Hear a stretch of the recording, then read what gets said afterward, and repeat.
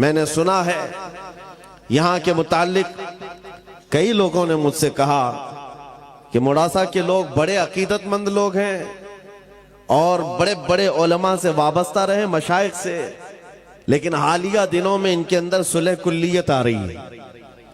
صلح کلیت کا مطلب کیا ہے؟ ارے یہ بھی اچھا وہ بھی اچھا، یعنی کانگریس بننے والے سب کو لے کر کے چلنا، وہ الگ کانگریس ہے، یہاں الگ کانگریس ہے۔ میرے عزیزو، در حقیقت یہ منافق کا دوسرا نام ہے۔ منافق جو کبھی ادھر نظر آئے کبھی ادھر نظر آئے۔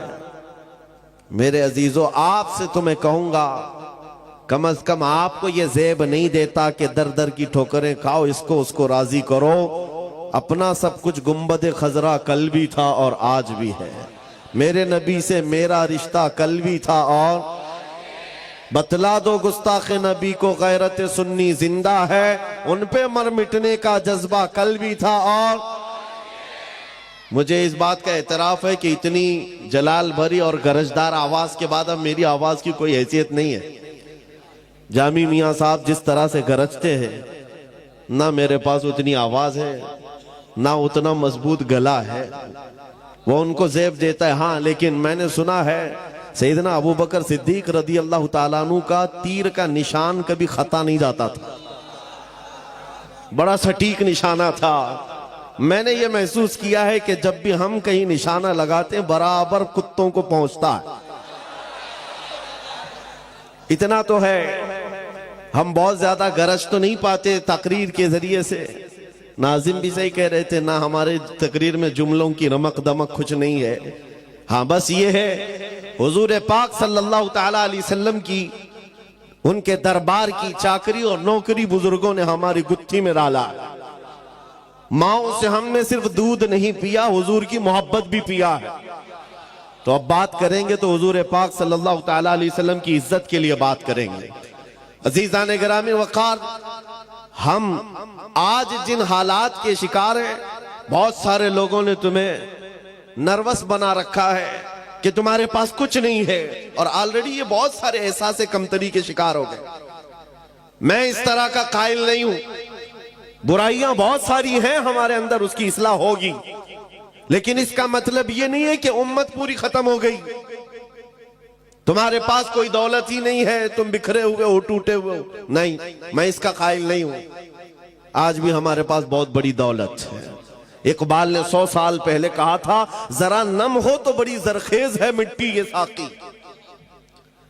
مایوس نہیں ہوں میں اپنی کشت ویراں سے اقبال، ذرا نم ہو تو بڑی زرخیز ہے یہ مٹی۔ یعنی سب کچھ آج دنیا ہمیں بتا رہی ہے، یہ صرف اور صرف تمہیں احساس کمتری کی بیماری میں لانے کے لیے۔ ہوتا یہ ہے کہ آدمی کو میدان جنگ میں جانے سے پہلے اگر یہ بتا دیا جائے کہ تیرے ہاتھ خراب ہیں، تیرے پیر خراب ہیں، تیرا دماغ بھی صحیح نہیں ہے، تو وہ بیچارہ شک میں اپنے آپ کو ہی کمزور محسوس کر کے پیچھے بھاگ جاتا ہے۔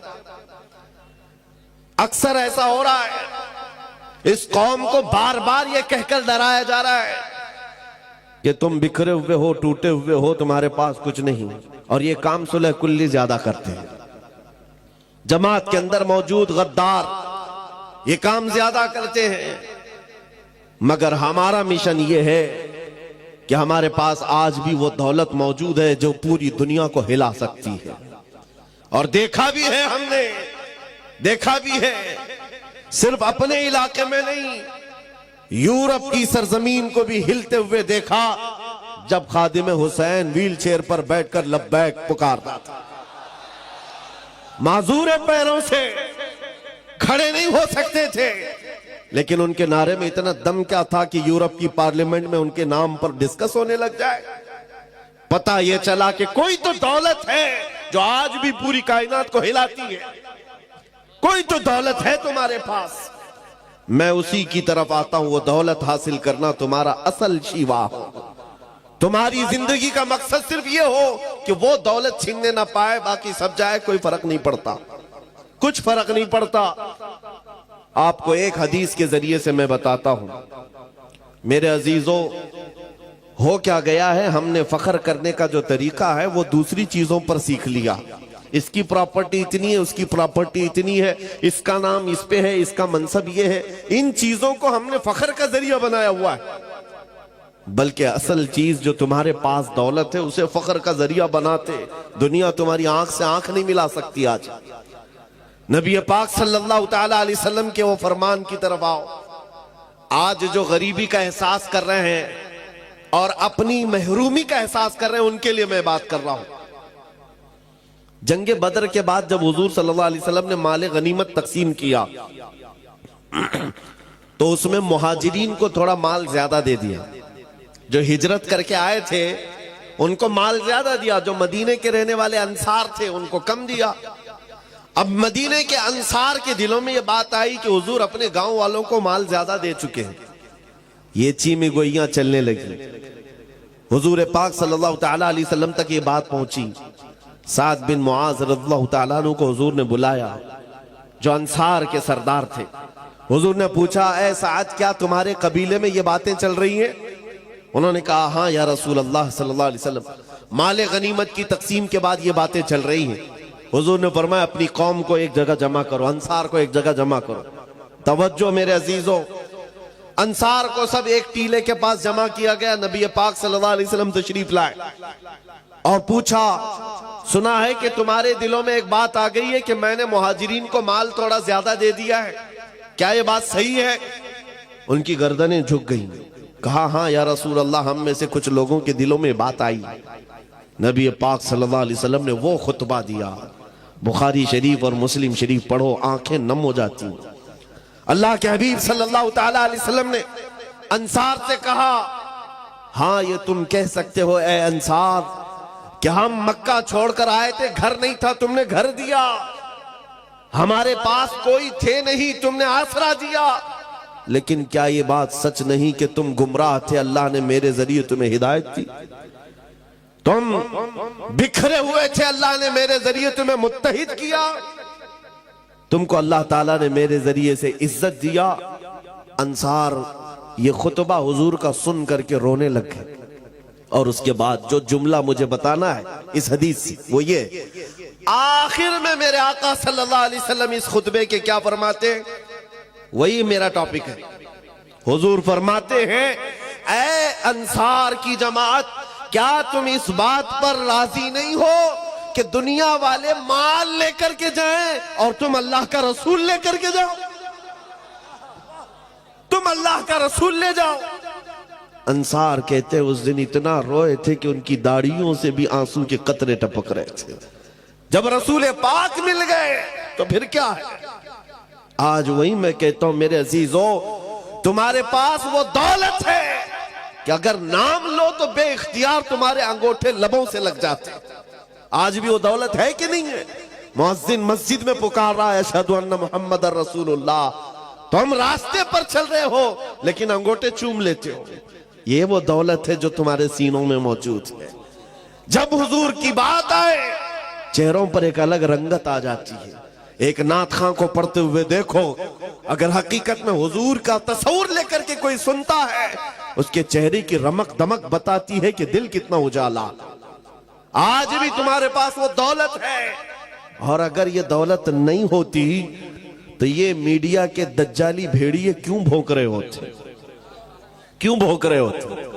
انہیں تو پتا ہے یہ 14% ہے، یہاں پر شمار بھی ہے نا 14% ہے. ہمارے لیے Sri Krishna report, Sachar committee report, سب کچھ ہے ان کے پاس. جو 10 سال سروے کیے ہوئے ججز نے رپورٹ پیش کیا ہے سپریم کورٹ کو کہ مسلمانوں کی حالت دلتوں سے بھی نیچے ہے. بیکورڈ ہیں یہ لوگ، ایجوکیشن میں کم ہے، مال میں بھی کم ہے، عہدوں میں بھی کم ہے، ڈپارٹمنٹ میں بھی نہیں ہے، فوج میں بھی نہیں ہے. یہ رپورٹیں کیا یہ میڈیا کے دجال نہیں پڑھتے؟ سب پتا ہے، سب پتا ہے. لیکن بار بار ہم پر بھوکتے کیوں ہیں؟ کبھی سوچا آپ نے جو قوم اپنا ایک ڈھنگ کا لیڈر نہیں رکھتی، جو قوم کے پاس اتحاد نہیں ہے، یہ میڈیا 24 گھنٹے اس قوم کو نشانے پر رکھا کیوں ہے؟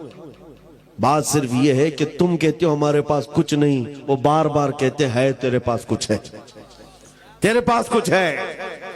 تم بار بار کہتے ہو ہم لٹے ہوئے ہیں، وہ کہتے نہیں تم بڑے ڈراؤنے ہو، تمہارے پاس کچھ ہے، جس کو اقبال کہتا ہے کچھ بات تو ہے کہ مٹتی نہیں ہستی ہماری، کچھ بات تو ہے کہ مٹتی نہیں ہستی ہماری، صدیوں رہا ہے دشمن دور زماں ہمارا، توحید کی امانت سینوں میں ہے ہمارے، آسان نہیں مٹانا نام و نشاں ہمارا۔ میرے عزیزو، جس دولت کو میں آپ کے سامنے رکھ رہا ہوں وہی ہمارے فخر کا ذریعہ ہے۔ اقبال نے تو دین کی ڈیفینیشن جو کی ہے وہ کیا ہے؟ ٹوپیاں لگا کر گھومنا دین نہیں، داڑیاں سجا کر کے گھومنا اسی کو دین نہیں کہا جاتا، جبوں کو دین نہیں کہا جاتا۔ دین کیا ہے؟ بمصطفیٰ برساں خیش کے دی ہماؤس، اپنے آپ کو نبی کے قدموں تک پہنچا دے، دین اسی کا نام ہے۔ دین یہی ہے، گر بہو نہ رسیدی تمام ابو لہبیس، اور اگر حضور تک نہیں پہنچ سکا تو زندگی ابو لہب کی طرح۔ صلح کلیت کا کیڑا جنہیں کاٹا ہے ان کو میں بتاتا ہوں۔ حضور پاک صلی اللہ تعالیٰ علیہ وسلم کے لیے صحابہ کا جذبہ کیا تھا؟ صحابہ کس بات کو عین ایمان سمجھتے اور عین حیات سمجھتے؟ زندگی کا بھی مقصد وہی ہے۔ کیا تھا؟ ایک انس بن نزیر صحابی رسول ہیں، جانتے ہو اس بات میں مشہور تھے کہ ان کی بیوی سے ان کو کمال درجے کا عشق تھا، محبت تھی، بہت محبت کرتے تھے اپنی بیوی سے۔ لیکن رسول پاک کے صحابی بھی ہیں، حضور پاک صلی اللہ علیہ وسلم ان کے گھر آئے ہیں، دوپہر کا وقت ہے، انس بن نزیر حضور کی مہمان نوازی کر رہے ہیں۔ مکہ سے کوئی ایک قاصد آیا خط لے کر کے حضور کے پاس، حضور پاک کے پاس پیش کیا، رسول اللہ صلی اللہ علیہ وسلم بڑا رازدار خط ہے۔ حضور نے لیا، انس بن نزیر کو دیا، کہا کہ پڑھو انس کیا ہے اس میں، سناؤ۔ انس بن نزیر نے خط کھول کر کے سنایا۔ مکہ والے جنگ کی تیاریاں کر رہے تھے، ان کے جنگی حالات کو خط میں بیان کیا گیا تھا۔ نبی پاک صلی اللہ تعالیٰ علیہ وسلم نے خط کو بند کر کے کہا، انس یہ تیرے اور میرے بیچ راز ہے، تیرے اور میرے بیچ راز ہے۔ حضور نے جیسی فرمایا، انس بن نزیر نے گردن جھکا لی۔ اللہ کے نبی صلی اللہ تعالیٰ علیہ وسلم باہر نکل کر تشریف لے گئے۔ تھوڑی دیر کے بعد ان کی بیوی اندر سے باہر آتی ہے، کہتی ہے، انس کیا بات چل رہی تھی تمہارے اور حضور کے بیچ میں؟ انس بن نزیر جو کمال درجے کا عشق کرتے تھے، محبت کرتے تھے بیوی، کہتے خبردار وہ رسول اللہ کا راز، اس میں تم بیچ میں مت آنا۔ کمال ایمان ہے یہ، عشق کو ایک طرف رکھو، حضور کی ذات الگ ہے۔ جہاں نبی کی بات آئے، بیوی نے کہا مجھے بھی تو سناؤ کیا بات ہے، میں تمہاری اتنی قریبی ہوں۔ کہا سب ٹھیک ہے، حضور نے فرمایا راز ہے۔ بیوی نے ہنس کر کے کہا، انس بن نزیر کیا چھپاتے ہو، دیوار کے پیچھے سے میں نے سن لیا ہے، مکہ سے خط آیا ہے، جنگ کی تیاریاں ہو رہی ہیں۔ بیوی نے تو سن لیا تھا۔ انس بن نزیر نے کیا کہا جانتے ہو؟ کہا کچھ نہیں، سیدھے جا کر گردن پکڑ لی اپنی بیوی کی، جس سے کمال درجے کی محبت کرتے تھے، گردن پکڑ لیا۔ کہا اس وقت تک گردن سے تیرے ہاتھ نہیں ہٹاؤں گا جب تک رسول اللہ کا فرمان نہیں آئے گا، کیونکہ یہ میرے اور نبی کے درمیان راز تھا، تو نے سن لیا تو کہیں اللہ مجھ پر عذاب نہ بھیج دے کہ نبی کے راز کو افشا کیا ہے اپنے عشق اور اپنی محبت کی بنیاد پر۔ اور گردن پکڑ کر کے لے آئے حضور تک، حضور پاک صلی اللہ تعالیٰ علیہ وسلم کے پاس لائے۔ کہا آقا میرا قصور نہیں ہے، اس نے دیوار کے پیچھے سے بات سن لی، آپ نے کہا تھا راز ہے، میں اس سے بہت محبت کرتا ہوں آقا، لیکن راز اس نے سن لیا ہے، میں گردن سے ہاتھ نہیں ہٹا رہا ہوں، اگر آپ فرمائیں تو اس کی زندگی میں ختم کر دوں۔ اللہ کے نبی صلی اللہ علیہ وسلم نے فرمایا، انس وہ میری صحابیہ ہے، وہ عام عورت نہیں تھی، صحابیہ تھی، چھوڑ دو، جس طرح تم رازدار ہو ویسے ہی وہ بھی رازدار۔ اللہ کے حبیب صلی اللہ تعالیٰ علیہ وسلم نے فرمایا، تب انس بن نزیر نے ہاتھ ہٹایا، ان صحابہ کے معیار کو کیا پہنچ سکو گے، ساری دنیا ایک طرف ڈال دی، حضور اگر راضی ہے تو پوری کائنات ہماری۔ لا یؤمن احدکم حتی یکون ہواہ تبعا لما جئت بہ، یہ میرے آقا کا فرمان صحابہ کو یاد تھا۔ تم میں سے اس وقت تک کوئی مومن نہیں ہو سکتا جب تک کہ اپنی خواہشات کو میری مرضی کے مطابق نہ بنائے. تم اپنی خواہشات کے مطابق جینے کے لیے آئے ہو دنیا میں. یہاں لوگ آپ سے ایک مسئلہ میں پوچھتا ہوں, یہ میری چادر ہے, میں اس کو چاہے 4 مرتبہ فولڈ کر کے پہنوں, 3 مرتبہ, میرا اختیار ہے کہ نہیں ہے؟ میری چیز ہے, میں جس طرح چاہے پہنوں. میرا عمامہ ہے, میں جس طرح چاہے باندھوں. میری چیز کا استعمال میں جیسے چاہے کر سکتا ہوں, میرا اختیار ہے. آپ کے پاس جو چیز ہے, آپ جس کے مالک ہیں, کچھ بھی کر سکتے ہیں. لیکن میں آپ سے ایک مسئلہ پوچھتا ہوں, کیا سوسائیڈ کرنا, آتم ہتیا کرنا, خودکشی کرنا اجازت ہے اس کی؟ ارے جان تو تمہاری ہے. جیسے ساری چیزوں کو خود استعمال کر لیتے ہو, جان کو بھی اپنے ہاتھوں سے کیوں نہیں ختم کر سکتا؟ اپنی جان ہے, خود مار کیوں نہیں سکتا؟ نہیں, اس کی اجازت نہیں ہے سوسائیڈ کرنے کی. کیوں نہیں ہے؟ صاف سی بات ہے, جان کے تم مالک ہی نہیں تو جان لے کیسے سکتے؟ النبی اولا بالمؤمنین من انفسہم, قرآن کہتا ہے مومنوں سے ان کی جان سے زیادہ قریب, اور جان کے مالک وہ نبی رحمت کی ذات, مالک رقاب الامم. ہم اپنی مرضی سے جینے نہیں آئے یہاں پر, ہم اپنی خواہشات سے جینے نہیں آئے. جو یہ کہتا ہے وہ جھوٹا ہے اور وہ دھوکے میں پڑا ہوا آدمی ہے. مولانا صاحب ابھی تو انجوائے کرنے دو, تھوڑا بہت انٹرٹین کرنے دو, جوانی ہے. تم نے اپنے دل کی سنی میرے عزیز, شاید ہو سکتا ہے تم نے غیروں کو دیکھا ہو اور ان کے پیچھے چل پڑے. عیسائی ناچتے ہیں, شراب پیتے ہیں, ہندوؤں کے ہاں الگ تہوار آتے ہیں, اتنے الگ الگ قسم کے ان کے ہاں بھنگڑے ہوتے ہیں, میں کیوں نہ کروں؟ شیر چلا کتے کی چال, اپنی چال بھول گیا. تم کو نبی رحمت صلی اللہ علیہ وسلم کی امت میں بنایا گیا اور رب نے خیر امت کا لقب تمہیں دیا. تمہیں کتوں کو دیکھنے کے لیے نہیں بھیجا گیا, تمہیں خالد بن ولید کو دیکھنے کے لیے بھیجا گیا ہے. صلاح الدین ایوبی کو دیکھو, مصطفیٰ کریم کے قدموں کو دیکھو. اپنے سے نیچوں کو دیکھو گے تو نیچے بنتے چلے جاؤ گے, اوپر دیکھو اللہ تمہیں بلندی پر لے جائے گا. اوپر دیکھو. اپنی خواہشات سے ہم جینے نہیں آئے ہیں. ہمیں جو کرنا ہے یہاں پر, ایک بات میں بتاتا ہوں, صوفیہ اکرام کا ایک مسلک ہے, جب وہ کسی کی تربیت کرتے مجاہدے کرواتے. مجاہدے ہیں, مراقبے ہیں, محاسبے ہیں, مکاشفے ہیں, یہ منزلیں ہیں وہاں پر.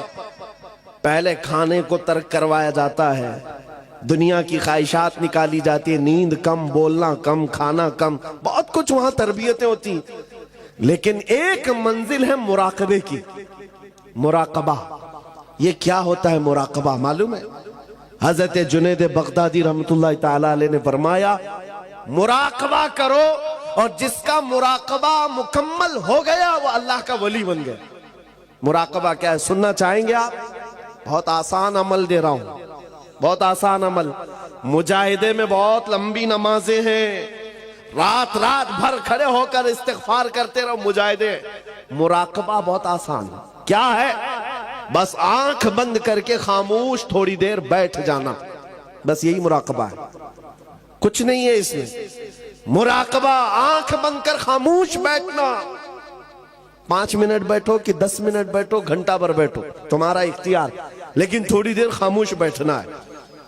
5 منٹ بیٹھو, 10 منٹ بیٹھو, خاموش, کسی کی فکر نہیں. لیکن اب سوال یہ بنتا ہے, جب بندہ آنکھ بند کر خاموش بیٹھ جائے تو اس کا دماغ خاموش نہیں رہتا, چلتا رہتا ہے, کچھ نہ کچھ تو سوچ آتی ہے. ارے وہ کہیں پہ بھی تنہا بیٹھے تو اس کی عقل کے گھوڑے دوڑتے رہتے ہیں, وہ خاموش نہیں ہو سکتے. حضرت جنید بغدادی سے پوچھا گیا کہ مراقبے میں اگر تھوڑی دیر خاموش بیٹھنا ہی عبادت ہے اور سوچ آتی رہے تو کیا سوچے؟ سوچوں پر تو پہرا نہیں لگا سکتے. آپ نے فرمایا ہاں بالکل صحیح, سوچوں پر تم پہرا نہیں لگا سکتے, روک کنٹرول نہیں کر سکتے. ایک بات سوچنا ہے تمہیں مراقبے میں, ایک بات بار بار سوچنا ہے. پوچھا گیا کیا سوچنا ہے؟ کہا بس اتنا سوچنا ہے کہ مجھے اس دنیا میں کیوں پیدا کیا گیا, بس یہی چیز سوچنا ہے مراقبے میں. میں یہاں کیوں آیا, مجھے کیوں پیدا کیا گیا, یہ میری زندگی کیوں دی گئی ہے؟ یہ سوچتے رہو، بار بار سوچتے رہو، مراقبے میں یہی سوچتے رہو، پھر کیا ہوگا؟ حضرت جنید فرماتے ایک وقت آئے گا تیرا ضمیر پکار کر خود ہی جواب دے گا تو کیوں آیا، تیرا دل پکار کر جواب دے گا تو کیوں آیا ہے۔ میں مثال میں بتاؤں، جس کا مراقبہ کمپلیٹ ہو گیا وہ کیا جواب دیتا ہے؟ بیٹھ کر کے روزانہ سوچتا ہو میں کیوں آیا، میری زندگی کیوں ملی، مجھے حیات کیوں دی گئی، مجھے کیوں بھیجا گیا، روز سوچتا رہے۔ ایک دن اس کا مراقبہ کمپلیٹ ہوتا ہے تو دل اس کا پکار کر کہتا ہے زندگی یہ نہیں کسی کی کسی کے لیے، زندگی ہے نبی کی نبی کے لیے، نہ سمجھ مرتے ہیں زندگی کے لیے، جینا مرنا ہے سب کچھ نبی کے لیے۔ جس کا مراقبہ کمپلیٹ ہو گیا، تاج الشریعہ نے پکار کر کہا تھا زندگی یہ نہیں ہے کسی کی، ہاں زندگی ہے نبی کی۔ یہ ضمیر پکار کر خود جواب دیتا ہم کیوں آئے۔ اور اعلیٰ حضرت کا مراقبہ ہوا ہوگا، تب انہوں نے کیا کہا تھا؟ دہن میں زبان تمہارے لیے، بدن میں ہے جان، اور ہم آئے یہاں اٹھے بھی وہاں۔ ضمیر پکار کر کہہ رہا ہے ہم اپنے لیے نہیں آئے ہیں یا رسول اللہ، جینا مرنا تمہارے لیے، حضور کے لیے آئے ہیں۔ اسی امام نے کہا تھا لا یؤمن، اسی امام نے کہا الا لا ایمان لمن لا محبت لا، اس کا تو ایمان بھی نہیں جس کے سینے میں ان کی محبت نہیں۔ عزیزان گرامی وقار، زندگی کا مقصد سمجھو۔ قرآن میں بھی اللہ فرما رہا ہے فحسبتم انما خلقناکم عبثا، تم کیا یہ گمان کر کے بیٹھے ہو کہ ہم نے تم کو بیکار پیدا کیا ہے؟ اللہ نے کسی کو بیکار نہیں پیدا کیا۔ تم چوک پر، چوراہوں پر، گٹر نالوں پر بیٹھ کر اپنی زندگی کو تباہی پر نہ لے جاؤ۔ تمہارا ایک ایک لمحہ قیمتی ہے نوجوانوں، تمہاری زندگی بڑی قیمتی ہے۔ صحابہ کی زندگی کو دیکھو، اللہ اکبر۔ تمہیں ایسا لگتا ہے کہ ہم کچھ سخت بولتے ہیں۔ ایک گاؤں گیا تھا، کچھ لوگوں کو ڈر لگتا بھی ہے، تو سیکریٹری صاحب تھے گاؤں کی کمیٹی کے، کان میں مجھے کہتے ہیں حضرت وہ تھوڑا سا شہادت پہ وغیرہ بیان مت کیجئے، بچے بہت اکسا ہو جاتے ہیں، بچے بہت زیادہ الگ مائنڈ کے ہو جاتے ہیں۔ میں 1.5 گھنٹہ شہادت پہ ہی بیان کی۔ کہا جس چیز کو تم اپنی قوم سے چھیننا چاہتے ہو میں وہ دینا چاہتا ہوں۔ تمہیں کیا پتا ہے شہادت کی لذت کیا ہے؟ غیروں کے تلوے چاٹنے والوں کو کیا خبر ہے؟ حضور پاک صلی اللہ تعالیٰ علیہ وسلم کی وفا کے لیے جن بچوں نے اگر عزم بھی اٹھایا ہے ان کے حوصلوں کو نہ توڑو۔ بس بات ہم اتنی کرتے ہیں کہ ہم غیر قانونی کام نہیں کرتے، جی ہم غیر قانونی کام نہیں کرتے۔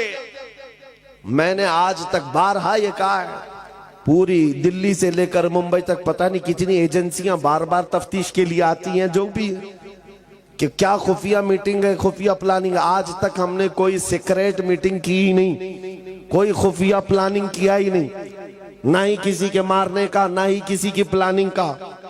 اس لیے کہ ہم تربیت چھپ کر کے انڈر گراؤنڈ نہیں دیتے، میدانوں میں علل اعلان کہتے ہیں۔ جو بھی بات کر رہے ہیں یہ ممبر پر کر رہے ہیں۔ بات سنو میں کیا کہہ رہا تھا۔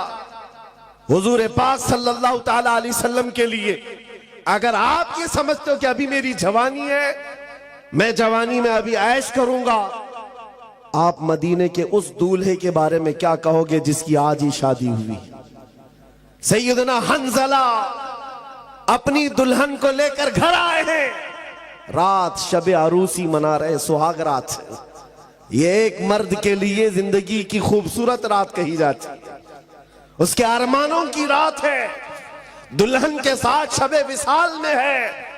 باہر کسی نے ڈھنڈورا اور ندا دی، یا ایھا المسلمون قال رسول اللہ صلی اللہ علیہ وسلم اذهبوا الى الجہاد فی مرضات اللہ۔ اے مسلمانوں، اللہ کے رسول نے فرمایا ہے جہاد کی طرف نکلو اللہ کی رضا کے لیے۔ احد کے میدان کی طرف حضور پاک تشریف لے جا رہے ہیں، بستر چھوڑ کر آج کا دولہا اٹھ گیا، رات کو اٹھا، اپنی شریک حیات سے کہا الوداع، چاہو تو طلاق لے لو، بقیہ زندگی عدت کے بعد کسی اور سے نکاح کر لے لو، یا پھر اللہ کی مرضی پر قائم رہو۔ خاتون وہ نہیں تھی جو پاؤں پکڑ لے اور بیڑیاں ڈال دے جوان کو کہ کہاں مجھے ابھاگن بنائے جا رہے ہو، ایک رات لائے ہو کس کے حوالے چھوڑ جا رہے؟ نہیں، خاتون مدینہ تھی، کہتی ہے اے میرے سرتاج اللہ حافظ، جاؤ، صحیح سلامت آؤ گے تو غازی کی بیوی کہلاؤں گی، شہید ہو گئے تب بھی فخر سے شہید کی بیوہ کہلاؤں گی، جاؤ، واہ واہ، اللہ کے رسول کے ساتھ جا رہے ہو۔ بیڑیاں کس بات کی، اجازت کس بات کی؟ وہ حنظلہ دوڑتے ہوئے میدان جہاد میں شریک بھی ہوئے، جن کی جانوں کی اہمیت تھی کہ نہیں میرے عزیز، ان کی اپنی لائف، ان کا اپنا مشن، ان کی اپنی زندگی تھی یا نہیں، لیکن انہوں نے سب کچھ حضور کے لیے وقف کر رکھا تھا، عزت نبی کے قدموں میں ڈھونڈا ہے۔ جب میدان احد میں شریک ہوئے، اتفاق یہ ہے کہ دوسرے دن سیدنا حنظلہ کی شہادت بھی ہوئی، جس دن کسی کا ولیمہ ہو اور اس دن اس کی لاش میدان میں پڑی ہوئی ہو، یہ مظہر کہیں نہیں دیکھ سکتے، یہ صرف مصطفیٰ کے دیوانوں میں ملتا ہے، صرف مصطفیٰ کے دیوانوں میں۔ بے شک، ولیمے کے دن شہادت ہو چکی ہو، حضور نے فرمایا سب کی لاشیں جمع کرو، صحابہ کہتے سب کی مل گئی، حنظلہ کی لاش نہیں مل رہی ہے میدان میں۔ حضور سے جب یہ کہا، نبی پاک صلی اللہ تعالیٰ علیہ وسلم سر جھکائے تھے، تھوڑی دیر کے بعد ارشاد فرمایا فلاں جگہ پر حنظلہ کی لاشیں لے آؤ۔ صحابہ اس جگہ گئے تو دیکھا حضرت حنظلہ کی لاش تو ملی، پورے جسم پر غسل دیے ہوئے قطرات ٹپک رہے، اٹھا کر لائے۔ حضور نے فرمایا اس کو اللہ کے فرشتے اٹھا لے گئے تھے اور غسل دے کر کے لائے۔ سبحان اللہ۔ مسئلہ تو یہ ہے کہ شہید کو غسل نہیں دیا جاتا، وہ جن کپڑوں میں شہادت پایا ہے اسی میں اسے دفن کیا جاتا ہے، شہید کے لیے غسل بھی نہیں، کفن بھی نہیں۔ پھر یہ حنظلہ کو تنہا 70 شہیدوں میں ایک ہی شہید کو غسل کیوں ہے؟ میرے آقا فرماتے ہیں اس کی بیوی سے پوچھو تمہیں پتا چلے گا، بیوی سے پوچھو معلوم پڑے گا۔ رات کو یہ اپنی بیوی کے ساتھ ہم بستری کر چکا اور اس پر غسل واجب تھا، صرف اس لیے دوڑتا ہوا میدان میں آ گیا کہ کہیں میں رسول اللہ سے پیچھے نہ ہو جاؤں، اللہ، کہیں جماعت سے پیچھے نہ ہو جاؤں، غسل کرنے تک بھی نہیں ٹھہرا۔ اسی لیے تاج الشریعہ نے کہا زندگی یہ نہیں کسی کی کسی کے لیے، واہ، زندگی ہے نبی کی، نبی کے لیے۔ وہ صحابہ کا معیار ہے، صحابہ کا معیار، ہر ایک صحابی تمہارے سامنے لا کر دکھاؤں، ان کے سامنے اس کے سوا کچھ نہیں ہے۔ اسی میدان احد میں ایک خاتون دوڑتی ہوئی آ رہی تھی، پتہ ہے، جس کا ایک جملہ پوری دنیا میں مشہور ہے، خاتون مدینہ کا ایک جملہ، جن کے بھائی، جن کا شوہر، جن کا بیٹا، جن کا باپ، 4 رشتے شہید ہو گئے تھے۔ اس خاتون کو جب خبر دی گئی تھی تو اس نے پوچھا اللہ کے رسول کیسے ہیں، آمینہ کے لال کیسے ہیں؟ جب بتایا گیا کہ حضور سلامت ہیں تو کیا کہتی، ارونی انظری لئے، ایسے نہیں خبر مت دو، دکھاؤ مجھے، میں دیدار تو کروں۔ جس کا بیٹا میدان میں شہید ہو چکا ہو، جس کا بھائی لاش کے ساتھ موجود ہو، جس کا شوہر خون میں لت پت ہو، وہ خاتون کہتی ہے آمینہ کے لال کو دیکھ لو۔ دیکھنے کے بعد ایک جملہ کہا تھا، وہ جملہ ہم غریبوں کے لیے ڈھارس ہے۔ میں پڑھتا ہوں اس جملے کو وظیفے کے طور پر، سچ کہہ رہا ہوں، وظیفے کے طور پر، تسبیح کے طور پر۔ اس خاتون نے حضور کو دیکھتے ہی کہا تھا یا رسول اللہ کل مصیبت بعدک جلل، اے اللہ کے رسول اگر آپ سلامت ہیں ہر مصیبت چھوٹی ہے، ہر مصیبت چھوٹی ہے، اگر آپ ہیں میرے آقا، میرا چاند سلامت تو پوری کائنات سلامت۔ سبحان اللہ۔ ان کا یہ جملہ آج بھی یاد کرتا ہوں، جب کبھی درد ہو، تکلیف ہو، حضور کی طرف مخاطب ہو کر کے عرض کرتے یا رسول اللہ کل مصیبت بعدک جلل، آقا اگر آپ ہمارے ساتھ ہیں تو ہر مصیبت چھوٹی ہے، ہر ستم، ہر مصیبت گوارا ہے، یا رسول اللہ ایک بار تم کہہ دو کہ تو ہمارا۔ واہ واہ واہ، بس یہی زندگی ہے میرے عزیز، یہی زندگی ہے۔ یہ وفاداری کے ساتھ جب ہمارا جوان کھڑا ہو جائے، جینا مرنا ہے سب کچھ کس کے لیے؟ نبی کے لیے۔ جینا مرنا ہے سب کچھ نبی کے لیے۔ ایک نوجوان صحابی، سنو میرے عزیز، شادی کے لیے لڑکی کوئی نہیں دیتا تھا. کالے عبداللہ اسود حضور کے پاس آئے, کہا حضور شادی کا وقت ہو گیا, کوئی اپنی لڑکی دیتا نہیں. حضور نے ایک انصاری صحابی کے گھر بھیجا, جا کہنا کہ میں نے پیغام بھیجا ہے. اور یہ کس کے گھر حضور نے بھیجا تھا؟ اس انصاری صحابی کے گھر جن کی بیٹی مدینے کی سب سے خوبصورت, اور یہ کالے رنگ کے صحابی. یہ پیغام لے کر کے آئے اس صحابی کے پاس. وہ ثقفی تھے, انصاری تھے. جوان جب آ کر کھڑا ہوا, کہا اس صحابی نے کیا بات ہے؟ کہا میں آپ کی بیٹی کے نکاح کا پیغام لایا ہوں. کون بھیجا؟ اللہ کے رسول نے بھیجا. ماں ماں ہوتی ہے, باپ باپ ہوتا ہے, بیٹی کے لیے کچھ تو سوچے گا. اوپر سے نیچے دیکھا, کالے رنگ کا نوجوان, ہماری بیٹی دوشیزہ, خوبصورت, پریوں جیسا رنگ. کہا ہم بعد میں بتاتے ہیں. اتنا ہی کہا تھا, ہم بعد میں بتاتے. عبداللہ اسود کہتے ہیں ان کو تو کوئی تعجب نہیں تھا, روز ریجیکٹ کرتے تھے, آج بھی ہو گیا. ان کے لیے کوئی تعجب کی بات نہیں. واپس جا رہے تھے, جیسے ہی وہ واپس نکلے, جوان لڑکی دوشیزہ مدینے کی, انصاری کی بیٹی اندر بیٹھی ہوئی باہر آئی. بابا کیا بات ہے, کون آیا تھا؟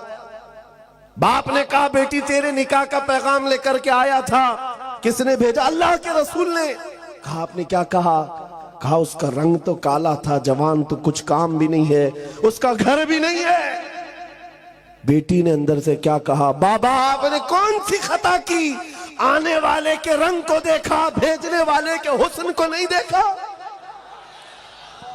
سبحان اللہ. بھیجنے والے کے حسن کو نہیں دیکھا. وَأَحْسَنُ مِنْكَ لَمْ تَرَ قَطُّ عَيْنٌ وَأَجْمَلُ مِنْكَ لَمْ تَلِدِ النِّسَاءُ. اس رسول کا حسن نہیں دیکھا. کیا بات ہے, واہ. بیٹی نے باپ کو تنبیہ کر دی. یہ ایمان تھا. اپنی خواہشات کو مار ڈالو حضور کے بے ساتھ. شک بے شک. جب نبی نے فرما دیا اپنی خواہشات کیا چیز ہے. جیسے ہی اس صحابی کو احساس ہوا, وہ دوڑتے ہوئے آئے حضور کے پاس. اور یہ عبداللہ اسود کالے رنگ کے صحابی حضور کو ابھی اپنا واقعہ بتا ہی رہے تھے کہ آقا انہوں نے بھی ریجیکٹ کر دیا. تب تک باپ بھی دوڑتے ہوئے آئے. کہا یا رسول اللہ معافی چاہتا ہوں, حکم کے عمل میں تاخیر کی معافی چاہتا ہوں, مجھے معاف کر دے. میری بیٹی بھی راضی ہے, میں بھی راضی, میری بیوی بھی راضی. آپ اس نوجوان سے میری بیٹی کا نکاح کر دیں. مسجد نبوی میں اس کالے رنگ کے صحابی کا نکاح مدینے کی حسین لڑکی کے ساتھ خود میرے آقا فرما رہے. نکاح ہو گیا, گھر بھی نہیں ہے. حضور نے پیسے دیے, جاؤ شادی کا سامان خرید لاؤ, کچھ سامان لے آؤ, گھر بساؤ آج جا کر کے.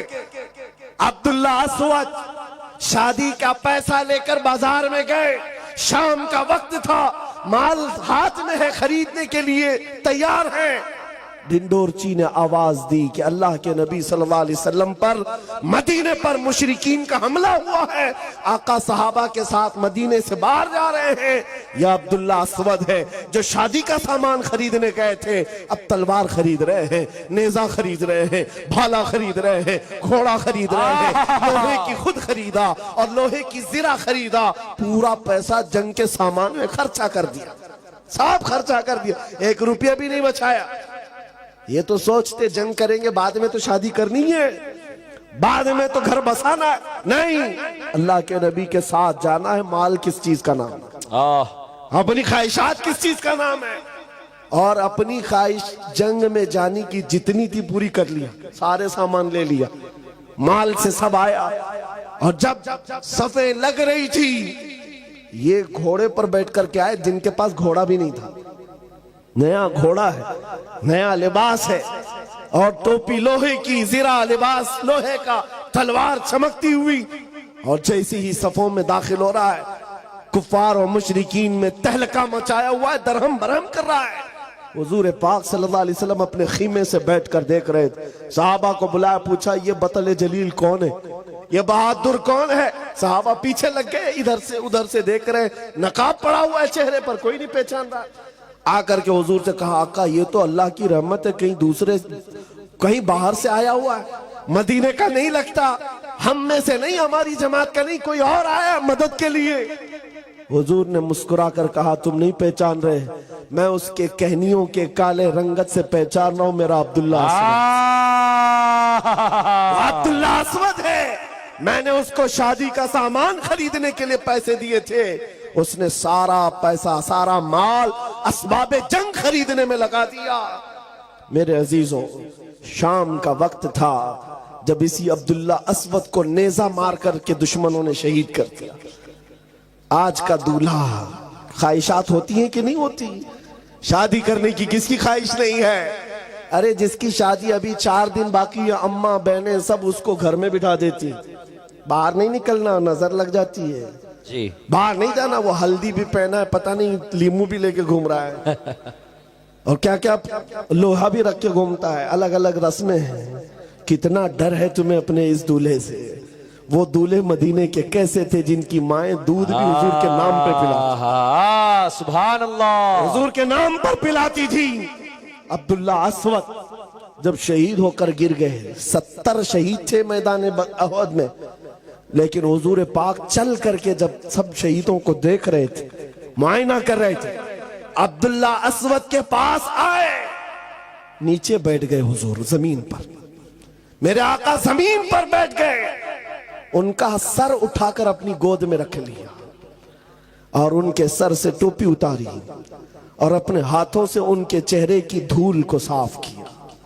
صحابہ کہتے ہیں شہید تو بہت تھے، لیکن عبداللہ اسود کی شہادت پر ہم سب کو فخر تھا۔ پوری دنیا شادی میں جتنی خوشیاں نہیں مناتی ہوں گی، وہ حضور کی گود میں خوشیاں منا رہا۔ تم ملے تو پھر کائنات کیا چیز ہے؟ یا رسول اللہ، آپ اگر ہیں تو پھر دنیا کیا چیز ہے؟ صحابہ کا یہی مسلک ہے، یہی مذہب ہے، یہی ہے۔ آپ کو پتا ہے مائیں دودھ بھی اس نام پہ پلاتی ہیں۔ ایک جوان کی شہادت ہو چکی ہے میدان میں، یہی احد کے کتنے واقعات ہیں۔ ایک خاتون دوڑتی ہوئی آئی، کہا آقا میرا بیٹا شہید ہو گیا، اجازت ہے تو میں دیکھ لوں۔ حضور اجازت دے تو ماں بیٹے کو دیکھے گی، نہیں تو کون سی ماں ہے؟ یہاں پر تو نوحہ کرنے لگ جاتی، ماتم کرنے لگ جاتی، ان پر تو کنٹرول کسی کا نہیں۔ بیٹے کی لاش میدان میں ہے، حضور سے پوچھنے آئی اجازت دے تو دیکھو۔ حضور نے فرمایا جاؤ اپنے بیٹے کو دیکھو۔ وہ خاتون اپنے بیٹے کے پاس آ کر سیدھے دیکھ نہیں رہی، بلکہ اپنے بیٹے کا جبہ اٹھا دیتی، اٹھا کر کے پلٹ کر کے پیٹھ پر ہاتھ پھیرتی ہے، پھر سجدے میں گر جاتی اور شکر بجا لاتی ہے، کہتی ہے رحمان تیرا شکر ہے میری تو نے سن لیا۔ جو قریب صحابہ کھڑے تھے وہ پوچھتے ہیں خاتون کیا بات ہے؟ اپنے بیٹے کی لاش پر تم یہ کیا کر رہی ہو؟ اس کا جبہ اٹھا رہی ہو، پیٹھ پھیر رہی ہو۔ وہ مدینے کی خاتون کہتی ہے سر آپ نے جو پوچھا جواب سنو۔ جب سارے جوان جا رہے تھے حضور کے ساتھ، میرا بیٹا جیسے ہی میرے گھر کی چوکھٹ سے نکل رہا تھا، میں نے پکڑ کر کہا تھا بیٹا یاد رکھنا، اگر حضور پر کبھی سخت معاملات آ گئے، دشمنوں کی طرف سے حالات خراب ہو گئے، پیٹھ پھیر کر بھاگنا مت، حضور کو چھوڑ کر جانا مت، اور اگر پیٹھ پھیر کر بھاگتے ہوئے مارا گیا تو میں اپنا دودھ معاف نہیں کروں گی۔ اگر حضور کو چھوڑ کر جاتے ہوئے مارا گیا، مر بھی گیا تو میں دودھ معاف نہیں کروں گی۔ پھر مجھے خبر ملی کہ احد میں حالات خراب ہو گئے، دشمنوں کی طرف سے حالات بگڑ گئے اور وہ غالب آ گئے۔ میرا کلیجہ دھک دھک کر رہا تھا کہ حضور پر جب حالات اس طرح کے مشرکین نے بنائے ہیں تو کہیں میرا بیٹا حضور کو چھوڑ کر بھاگا تو نہیں۔ میں دوڑتی ہوئی میدان میں آئی، لوگوں نے کہا نہیں تیرا بیٹا شہید ہو گیا، تب بھی اطمینان نہیں ہو رہا تھا، بھاگتے ہوئے تو نہیں مارا گیا ہے۔ میں نے آ کر پلٹ کر کے اس کی پیٹھ کو صرف اس لیے دیکھا کہ پیچھے سے تیر لگ کر کے مرا ہے تو بھاگتے ہوئے مرا ہوگا، لیکن اللہ کا شکر ہے میرے بیٹے کی پیٹھ پر ایک بھی تیر نہیں، سارے تیر سینے پر کھا کر مرا۔ ماں کا فخر بھی یہی ہے، زندگی یہ نہیں کسی کی اور زندگی ہے نبی کی، نہ سمجھ مرتے ہیں زندگی کے لیے، جینا مرنا ہے سب کچھ۔ عزیزان گرامی وقار، رات زیادہ ہو گئی، میں جس بات کو لے کر کے عرض کر رہا ہوں، کاش تمہیں یہ احساس ہو جائے وہ دولت جس دن تمہارے اندر شباب کے ساتھ آ جائے، لوگوں کا آنکھوں سے آنکھیں ملانا دور، تمہارے سامنے چہرہ اٹھانا بھی مشکل ہو جائے۔ یہ اللہ تعالیٰ نے رعب رکھا ہے عشق رسول کی دولت میں. دور بیٹھ کر بھونکنے والے کتے بہت بھونکیں گے، لیکن جہاں یہ دولت عشق مصطفیٰ ہو اس کے ساتھ دنیا آج بھی مقابلہ کرنے سے کتراتی ہے، ڈرتی ہے. اعلیٰ حضرت نے دعا بھی یہی کیا تھا، یا الہی جب رضا خواب گراں سے سر اٹھائے دولت بیدار عشق مصطفیٰ کا ساتھ.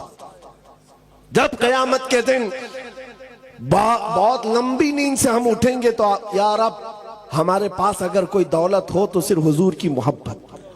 یہ چیز ایسی ہے جس سے بندہ بے خوف ہو جاتا ہے.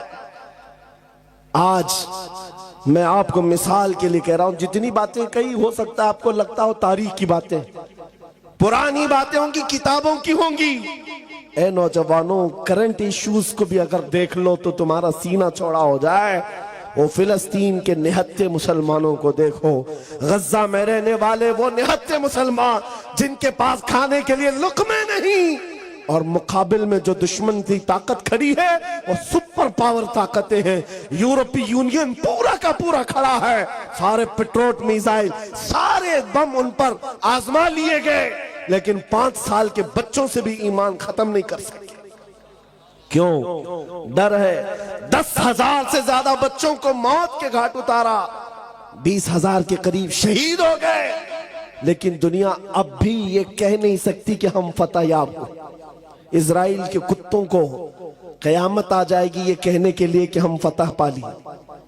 ہاں، اس لیے کہ وہ بچوں کے اندر اتنی سختیاں ہیں، ناکوں تلے چنے چھبوا دیتے.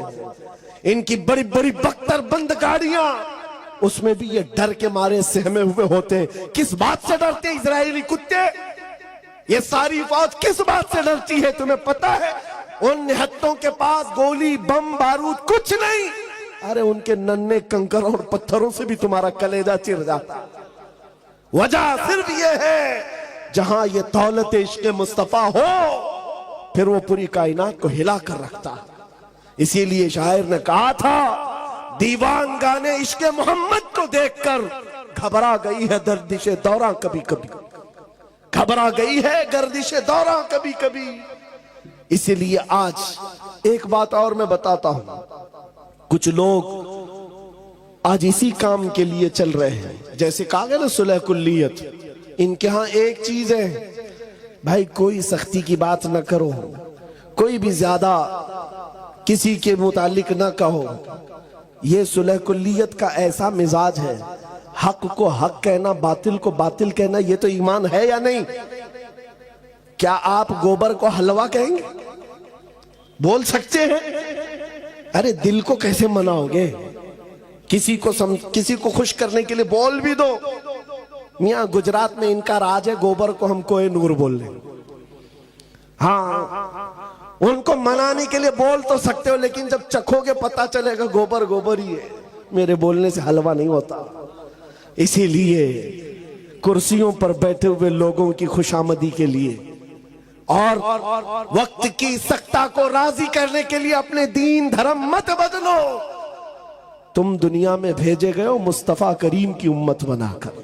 اگر نبی راضی ہیں تو اللہ تعالیٰ راضی ہے، اور کائنات میں وقت بدلنے والا اللہ ہے، رب تبارک و تعالیٰ ہے.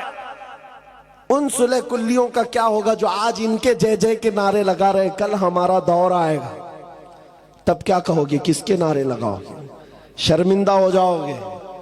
اسی لیے اعلیٰ حضرت نے کیا کہا تھا؟ آج لے ان کی پناہ، آج مدد مانگ ان سے، کل نہ مانیں گے قیامت میں اگر مان گیا.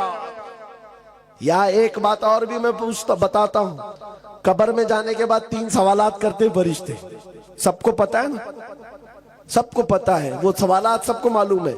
تمہارا رب کون ہے؟ دوسرا سوال، تمہارا دین کیا ہے؟ پھر سے میں پوچھتا ہوں آپ کو، لفظ پر توجہ.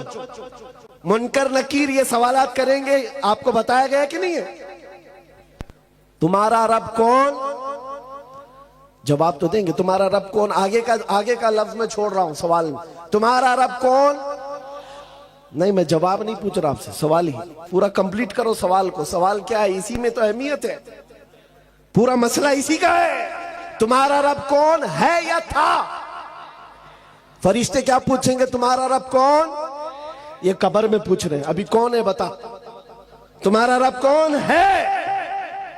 फिर दूसरा सवाल भी क्या है, तेरा दीन क्या ये पूछेंगे तेरा दीन क्या था, तेरा रब कौन था? नहीं, अभी क्या है, तेरा रब कौन है, तेरा दीन क्या है। लेकिन तीसरा सवाल आओ, हुजूर की तरफ दिखाकर ये नहीं पूछते इनके बारे में अब क्या कहते हो, नहीं, मा कुंत तक़ूलु फी हक़्क़ि हाज़ा रजुल, बता इनके बारे में दुनिया में क्या कहता था, कब्र में नहीं। दो सवालों पर तो फरिश्तों ने कहा तेरा रब कौन है, तेरा दीन क्या है। हुजूर के बारे में कहते हैं कौन है, नहीं, क्या कहता था। इसलिए कि सामने देख करके हर कोई कहेगा आका है, मौला है, नहीं चलेगा। दुनिया में क्या कहता था वो बता, दुनिया में क्या कहता था, कौन सी पार्टी का था, अपोजिशन में, सुलह कुल्लियत में, कहा था। मेरे अजीजों, हा ला अदरी के अलावा मुनाफिक कुछ नहीं कह सकेगा। हाँ, सुन्नी झूम कर कहेगा फरिश्तों इनके बारे में पूछते हो, अब तो पाए ना से ऐ फरिश्तों क्यों उठूं, अरे मर के पहुंचा हूं यहां इस दिलरुबा के वास्ते, मर के पहुंचा हूं यहां इस दिलरुबा के वास्ते। और हम तो हुजूर के बारे में क्या कहते थे, ये फरिश्ते पूछेंगे ना क्या कहता था, हम तो ये कहते थे जहां में उनकी चलती है वो दम में क्या से क्या कर दे, जहां बानी अता कर दे, भरी जन्नत हिबा कर दे। नबी मुख्तार कुल है, जिसको जो चाहे, ये हम कहते थे। अजीजा ने गिरामी, इसीलिए मैं आज बात कर रहा हूं, यहां क्या कर रहे हो इसी का एतबार है। नबी पाक सल्लल्लाहु अलैहि वसल्लम की एक हदीस, हुजूर ने फरमाया किसी के अच्छे अमल देख करके उसके पीछे न लग जाओ। सही हदीस है, हुजूर ने फरमाया ये देखो कि उसका खात्मा किस बात पर है। हुजूर ने फरमाया उसका खात्मा किस बात पर है, सारी जिंदगी का तारो मदार उसी पर है।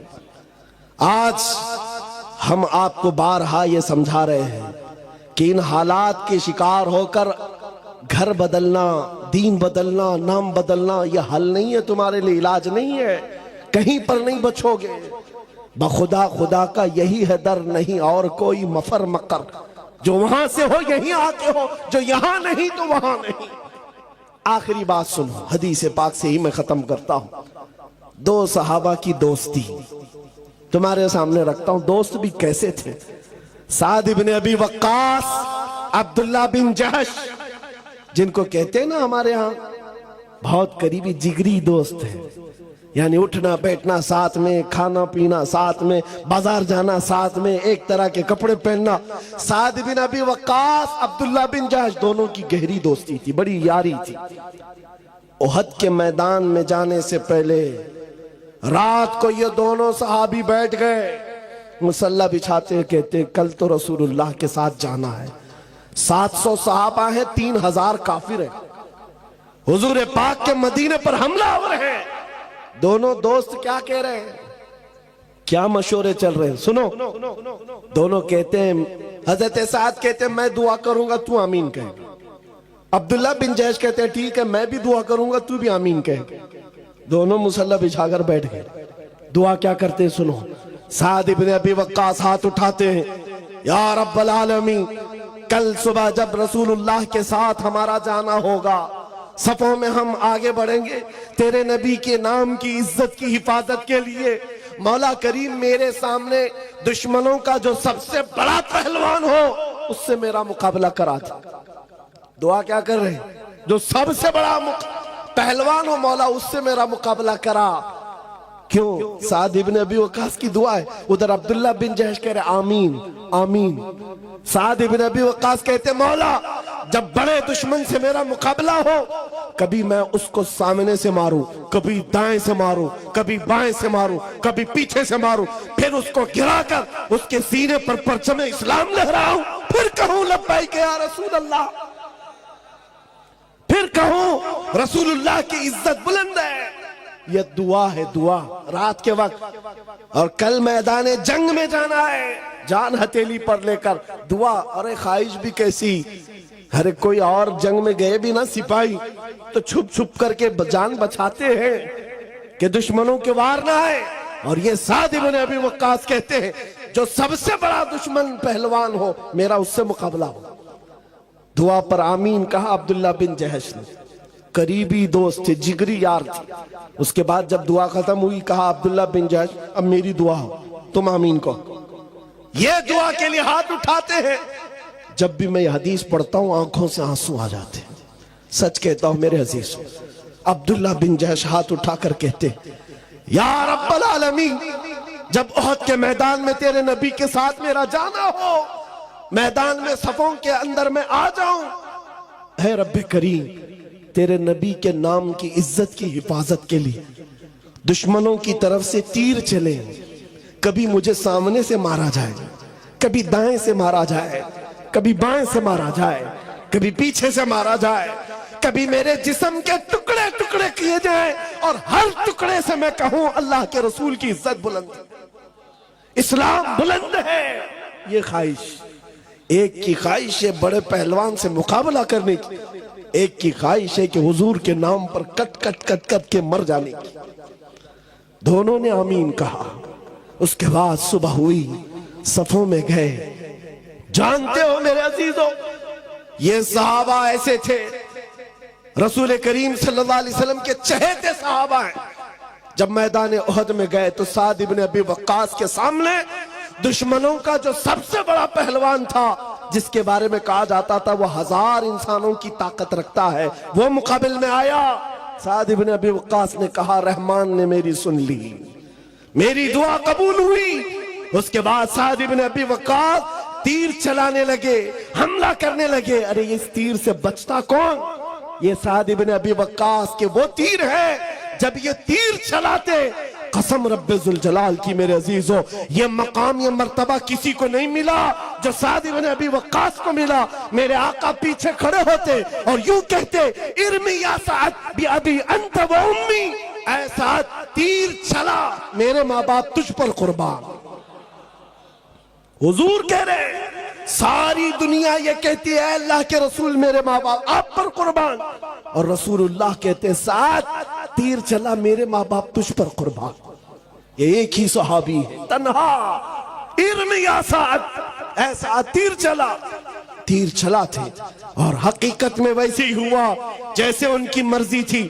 بخاری شریف کی حدیث ہے لو اقسموا علی اللہ لابرہ, اللہ کے کچھ بندے ایسے ہیں کہ اگر وہ قسم دے دیں اللہ کو, اللہ ان کی قسم پوری کرتا ہے. یہ وہی صحابہ تھے, خواہش تو ایک رات پہلے کیا تھا, رب نے ویسے ہی دشمن بھیجا. اب سعد بن ابی وقاص نے مارنا شروع کیا, کبھی دائیں سے, کبھی بائیں سے, کبھی سامنے سے, کبھی پیچھے سے. وہ تنہا پہلوان کو اتنا چکنا چور کر چکے تھے, وہ زخموں سے نڈھال ہو کر گر پڑا, اس کے سینے پر چڑھ کر کے پرچم اسلام لہرایا.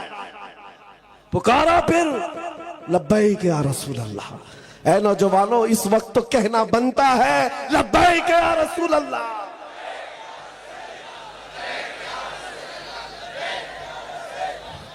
سنو آگے کی بات, ان کی دعا تو قبول ہوئی اور عبداللہ بن جہش کی دعا بھی قبول ہوئی. رات کو انہوں نے جو دعا کیا تھا, ہوا یہ کہ دوپہر کے وقت وہ لڑتے ہوئے کافروں کے نرغے میں آ گئے, دشمنوں کی بھیڑ میں آ گئے. دشمنوں نے عبداللہ بن جہش کو دائیں سے مارا, بائیں سے مارا, سامنے سے مارا, پیچھے سے مارا. اتنا مارا اس کے بعد گرا کر ان کے جسم کی 80 بوٹیاں کی, 80 ٹکڑے کیے تھے. یہ وہ عبداللہ بن جہش ہے جن کے جسم کے ٹکڑوں کو رسیوں میں پیرو کر کافروں نے ہار بنا کر پہنا تھا, ہار بنا لیا تھا. عبداللہ بن جہش.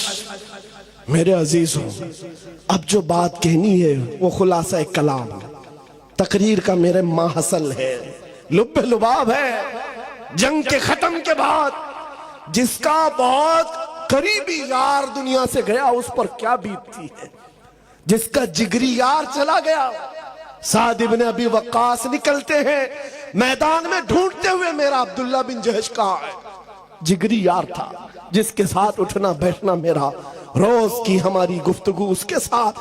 پتا پتا چلا عبداللہ بن جہش شہید ہو گئے، کافروں نے ان کے جسم کے ٹکڑے کر دیے۔ عبداللہ بن جہش کی لاش کو دیکھنے کے لیے سعد ابن ابی وقاص آتے ہیں، آ کر دیکھا تو ٹکڑے بکھرے ہوئے تھے، ان کے جسم کے ٹکڑوں کو اٹھایا، ابھی جان باقی ہے، جیسے گوشت بھڑک رہا ہو اور گوشت سے آواز آتی ہو، رسول اللہ کی عزت سلامت ہے، اللہ کے رسول کی عزت بلند ہے۔ سعد ابن ابی وقاص نے جو جملہ کہا وہی میری تقریر کا حاصل ہے۔